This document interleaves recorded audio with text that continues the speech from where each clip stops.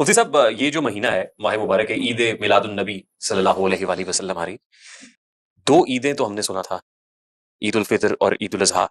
یہ جو تیسری عید ہے اس کی شرعی حیثیت کیا ہے؟ کوئی شرعی حیثیت نہیں ہے. جب نبی صلی اللہ علیہ وسلم کی حدیث ہے ہمارے لیے دو عیدیں ہیں، اس میں آپ نے عید کی نماز پڑھی تو من احدث فی امرنا ھذا ما لیس منہ فہو رد، ہمارے دین میں کوئی بھی نئی چیز ایجاد کرے گا تو وہ مردود ہے. ایک حدیث میں مردود کے الفاظ ہیں.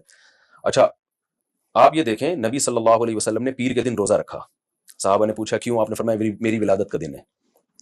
تو ولادت کو روزہ رکھ کے آپ نے عید کا کانسیپٹ تو ختم کر دیا، کیونکہ روزے اور عید تو جمع ہو ہی نہیں سکتے.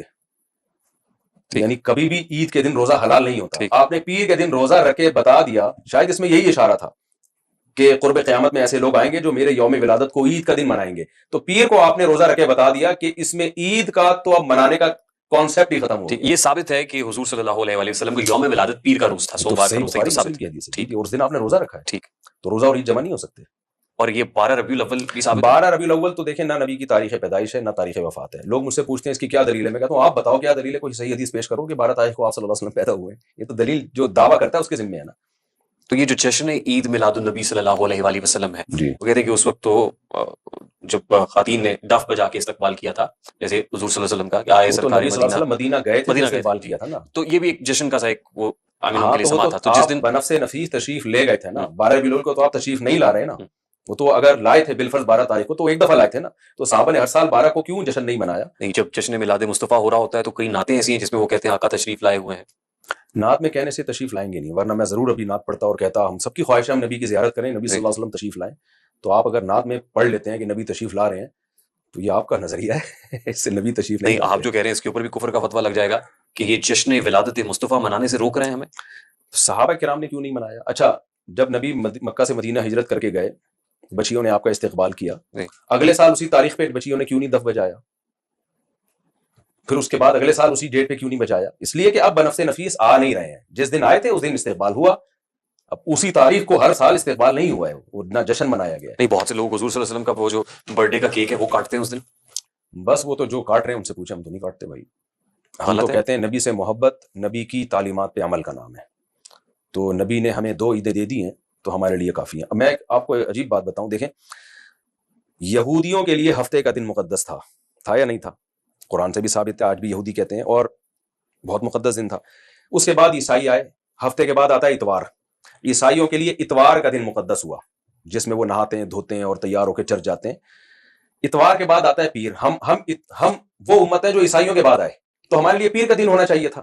اور یوم ولادت بھی ہے نبی صلی اللہ علیہ وسلم کا، اور جو جمعے کا دن ہے نا اس میں عید کا بھی تصور ہے. تبھی نہاتے ہیں دھوتے ہیں، 2 رکعتیں خطبہ ہے، وہ سارے عید والے حکام ہیں.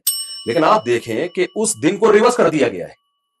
یہودیوں کے لیے ہفتہ، عیسائیوں کے لیے اتوار، ہمارے لیے پیر بنتا تھا اور وہ نبی کا یوم ولادت بھی تھا. لیکن اسلام کا مزاج کیا ہے کہ اس کو ریورس کر دیا، دوبارہ جمعے پہ چلے گئے، یعنی 2 دن پیچھے چلے گئے، اس پیر کو نہیں متعین کیا. اس سے آپ اسلام کا مزاج سمجھے، اسلام دن منانے کی اجازت نہیں دے رہا، ورنہ وہ پیر کا دن مقدس کرتا ہے کہ دیکھو تمہارے نبی اس دن پیدا ہوئے ہیں تو عید کا دن تمہارے لیے پیر کا دن ہوگا. اب اس دن جلوس ہوں گے، اس دن محافل ہوں گی، اس دن پہاڑیاں سجائی جائیں گی، اس دن نعتی اشعار اس طرح کے ہوں گے. بعض اوقات کچھ نعتوں پہ تو گانے کی طرز ہوگی، میوزک ہوگا. اس کی حیثیت کیا ہے؟ شرعی بالکل ناجائز ہے. دیکھیں نعت پڑھنا تو جائز ہے، کسی بھی وقت پڑھ سکتے ہیں، اور سیرت کا جلسہ کرنا بھی جائز ہے اگر لوگوں کو تکلیف نہ ہو اس میں، تو کسی بھی دن کیا جا سکتا ہے، ربیع الاول میں بھی کیا جا سکتا ہے. تو لوگوں کو تکلیف نہ ہو اور پوری رات ایسا نہ ہو کہ لوگوں کی نیندیں خراب ہوں. اس میں تو میرا خیال ہے بریلوی علماء بھی اس کو غلط سمجھتے ہیں کہ رات کے وقت جلسے اور فجر تک کی جماعتیں جو ضائع ہو رہی ہیں، ان میں بھی جو سمجھدار ہیں وہ اس کو پروموٹ نہیں کرتے. لیکن گانوں کے طرز پہ نعتیں، روڈ بلاک کر لینا اور جشن منانا، جشن کے ہم خلاف ہیں. یہ کہاں سے ثابت ہے؟ یہ تو جو ہمارے اوریجنل عید ہے عید الفطر، اس میں نہیں جشن مناتے ہم. بلکہ آپ حیران ہوں گے جو سچی مچی کی عیدیں ہیں، عید الفطر کی، عید الاضحیٰ، اس میں اتنی لائٹنگ نہیں ہوتی. اور وہ عید جس کا نبی اور صحابہ سے کوئی ثبوت نہیں ہے، اس دن کو زیادہ منایا جاتا ہے. اس پہ کوئی یہ بھی آپ ایک دلچسپ بات ہے کہ اسلامی جتنے بھی تہوار ہیں صبح کے وقت میں منائے جاتے ہیں. عید الفطر، عید الاضحیٰ صبح ہے، جس میں لائٹنگ ہو ہی نہیں سکتی. ٹھیک. جشن عید میلاد النبی کی لائٹنگ ہوتی ہی رات کو ہے، جبکہ اسلامی تہوار رات کو نہیں ہوتے. راتیں عبادت کے لیے ہیں، لیلۃ القدر رات کی ہے، تو تہجد رات کی عبادت ہے. تو اسلامی تہوار تو ہوتے ہی دن کی روشنی میں، جبکہ یہاں لائٹنگ، دن میں لائٹنگ ہو نہیں سکتی. تو خود یہ عید میلاد النبی کے غلط ہونے کی ایک بڑی دلیل ہے کہ اسلامی مزاج کے خلاف ہونے کی دلیل ہے کہ یہ رات کو منائی جاتی ہے، کیونکہ لائٹنگ رات کے بغیر ہوتی نہیں. اور رات اسلام کہتا ہے سونے کے لیے، عبادت کے لیے. اور جو وہ عیدیں جو ہم سیلیبریٹ کرتے ہیں وہ دن میں ہیں. اس پہ پکڑ ہے مفتی صاحب؟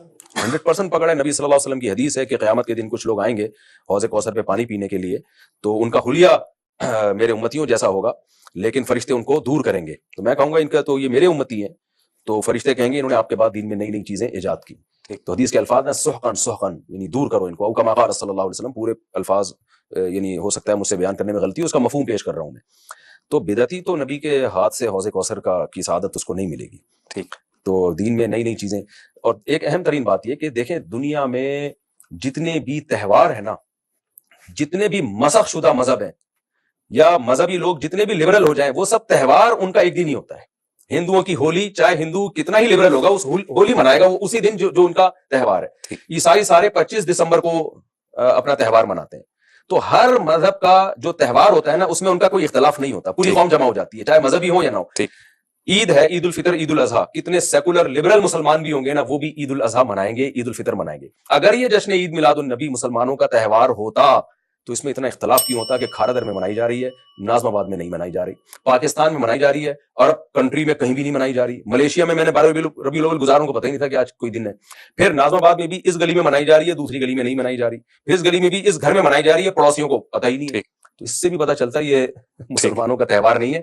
تہوار کی جو علامات ہیں وہ اس پہ فٹ ہی نہیں بیٹھ رہی ہیں, وہ علامات یہ ہے کہ پوری قوم مناتی ہے. وہ مفتی صاحب ایک سوال جو آپ سے کیا جا سکتا ہے, احناف کے ہاں رفع یدین کیوں نہیں ہے؟ رفع یدین کیوں نہیں؟ احناف کے ہاں رفع الیدین اس لیے نہیں ہے جس بیس پہ امام مالک کے ہاں رفع الیدین نہیں ہے. امام مالک موطا امام مالک میں رفع الیدین کی حدیثیں لائے ہیں, لیکن المدونۃ الکبریٰ میں ہے کہ امام مالک سے ان کے شاگرد نے پوچھا, قاسم جو ان کے شاگرد تھے, کہ آپ رفع الیدین کیوں نہیں کرتے؟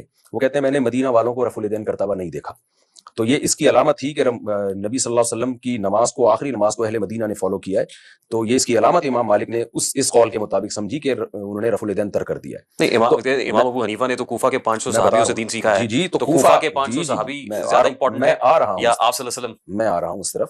تو امام جو ابو حنیفہ رحمہ اللہ تعالی ہیں, انہوں نے اہل کوفہ کے عمل کو زیادہ فالو کیا ہے. کیوں اہل کوفہ کے عمل کو فالو کیا؟ اس لیے کہ عبداللہ بن مسعود رضی اللہ تعالیٰ عنہ کوفہ چلے گئے تھے اور حضرت علی نے کوفہ کو دارالخلافہ بنایا. تو یہی وجہ ہے کہ جب 1400 صحابہ حضرت علی کے ساتھ کوفہ گئے ہیں تو کوفہ کی قرات پوری دنیا میں سب سے زیادہ مشہور ہوئی.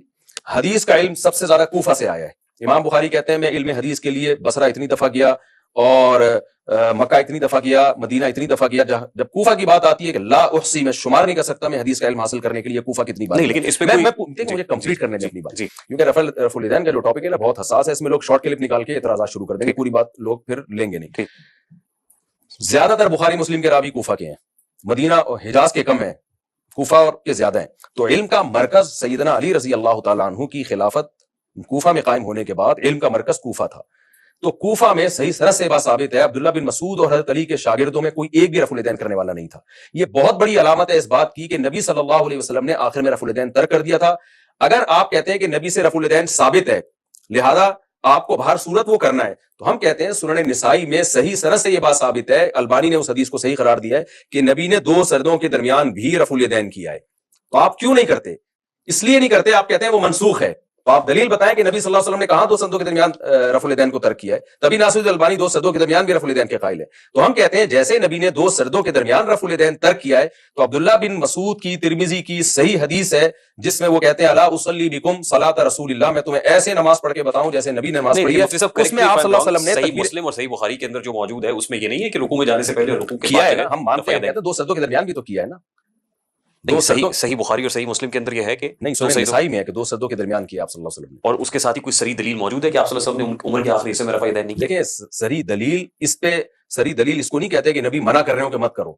صحابی رسول بتا رہے ہیں کہ میں تمہیں نبی کی وہ نماز پڑھ کے دکھاؤں جیسے نبی نے نماز پڑھی ہے, اور وہ اس میں تکبیر تحریمہ کے وقت رفع الیدین کر رہے ہیں, باقی نہیں کر رہے. اور ان کے تمام اصحاب علقمہ اور اسود جو بخاری مسلم کے راوی ہیں اسی نماز کو فالو بھی کر رہے ہیں. وہی بخاری مسلم کے راوی ہیں حضرت علقمہ اور اسود, اور پھر ان کے شاگرد ابراہیم نخعی, پھر ان کے شاگرد حماد الکوفی, پھر ان کے شاگرد یہ حماد الکوفی تک سارے بخاری کے راوی ہیں. یہ ان میں سے کوئی بھی رفع الیدین کا قائل نہیں. میں یہی کہہ رہا ہوں کہ امام ابو حنیفہ نے تو 500 کوفہ کے 500 صحابیوں سے نہیں, امام حنیفہ تو بہت بعد میں آئے ہیں نا. حماد الکوفی, علقمہ, یہ بھی تو رفع الیدین نہیں کرتے, تو تابعین. لیکن اگر آپ صلی اللہ علیہ وسلم عمر کے آخری حصے میں رفع الیدین کر رہے تھے تو پھر تو سنت عمل ہے, پھر تو کرنا چاہیے. نہیں کر رہے تھے نا آخر عمر میں رفع الیدین, اس پہ کوئی صحیح دلیل موجود نہیں ہے. میں دلیل پیش کر رہا ہوں, آپ سن نہیں رہے نا. عبداللہ بن مسعود رضی اللہ تعالیٰ عنہ جو نبی کے سفر حضر کے ساتھی ہیں, اور علم میں دیگر اصحاب رسول سے زیادہ نہیں بلکہ بہت زیادہ بڑا مقام ہے ان کا. وہ صحیح حدیث میں بتا رہے ہیں کہ میں تمہیں وہ نماز پڑھ کے دکھاؤں جو نبی نے نماز پڑھی ہے. اور ظاہر ہے آپ اپنے شاگردوں کو وہ نماز سکھا رہے ہیں جو آپ کنٹینیو کروانا چاہتے ہیں. تو عبداللہ بن مسعود نے صرف تکبیر تحریمہ کے وقت کیا. ہم یہ کہتے ہیں یہ ہو نہیں سکتا کہ رکوع میں نبی کا آخری عمل رفع الیدین کا ہو اور عبداللہ بن مسعود اس کو ترک کرے, ان کے شاگرد بھی ترک کرے اور شاگردوں کے شاگردوں کا پورا کوفہ تک سلسلہ ترک کرتا چلا ہے.